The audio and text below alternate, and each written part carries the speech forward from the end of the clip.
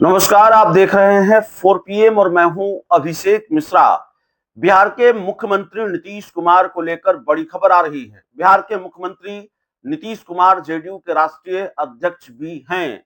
तो नीतीश कुमार को अध्यक्ष पद को लेकर, नीतीश कुमार के अध्यक्ष पद को लेकर चुनौती देने वाली याचिका दिल्ली हाईकोर्ट ने खारिज कर दी है।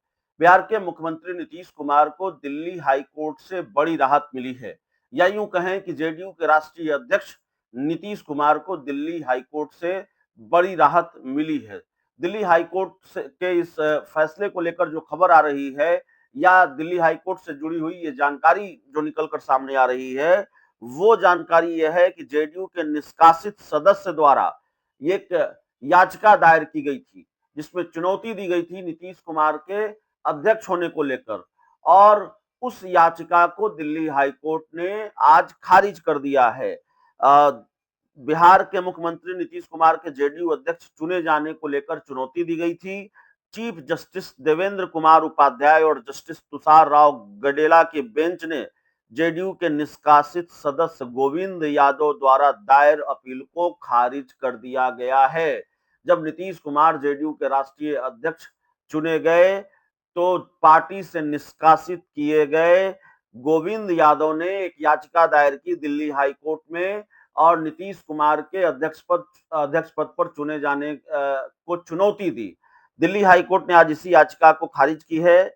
याचिका दायर कर जेडीयू के निष्कासित सदस्य द्वारा 10/11/2016, 13/11/2019, 18/2/2021, 3/8/2021 और 27/9/2021 को जन प्रतिनिधित्व अधिनियम 1951 की धारा 29A के तहत किए गए कम्युनिकेशन को अवैध घोषित करने की मांग की गई थी।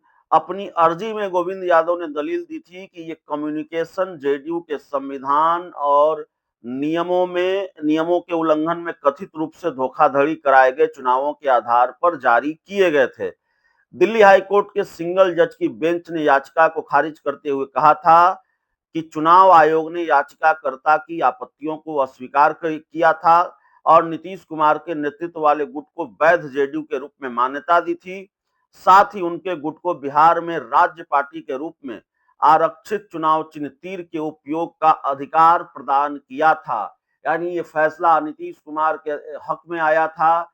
उनको जेडीयू का अध्यक्ष माना गया था, अध्यक्ष पद के रूप में उनको मान्यता मिली थी, और जेडीयू का जो आधिकारिक सिंबल है, पार्टी का जो सिंबल है, तीर का इस्तेमाल नीतीश कुमार का गुट करेगा, नीतीश कुमार की गुट वाली पार्टी करेगी। ये फैसला नीतीश कुमार के पक्ष में आया था। दिल्ली हाईकोर्ट की डिवीजन बेंच ने जो कहा है वो भी हम आपको बता दें। दिल्ली हाईकोर्ट की डबल बेंच ने सिंगल जज के फैसले को बरकरार रखते हुए कहा कि कोर्ट में फैसले को चुनौती देने वाली अपील में कोई ठोस आधार नहीं है। कोर्ट ने कहा, हम पूरी तरह से सिंगल जज द्वारा दिए गए फैसले से संतुष्ट हैं, जिसमें कहा गया है कि याचिकाकर्ता द्वारा मांगी गई राहत जनप्रतिनिधित्व अधिनियम की धारा 29A(9) के तहत जांच के दायरे में पूरी तरह से बाहर है। कोर्ट ने कहा कि हम इस मामले में सिंगल जज द्वारा दिए गए राय से सहमत हैं और अपील के बिना किसी आधार को पाते हुए खारिज करते हैं। तो एक बड़ी राहत है बिहार के मुख्यमंत्री नीतीश कुमार के लिए। उनके अध्यक्ष पद के चुनाव को लेकर, अध्यक्ष पद पर उनके चुने जाने को लेकर यह याचिका दायर की गई थी, जिसको दिल्ली हाई कोर्ट की डिवीजन बेंच ने खारिज कर दिया है, और पहले भी नीतीश कुमार के पक्ष में ही फैसला आया था। इस पूरी रिपोर्ट में इतना ही। बहुत बहुत धन्यवाद।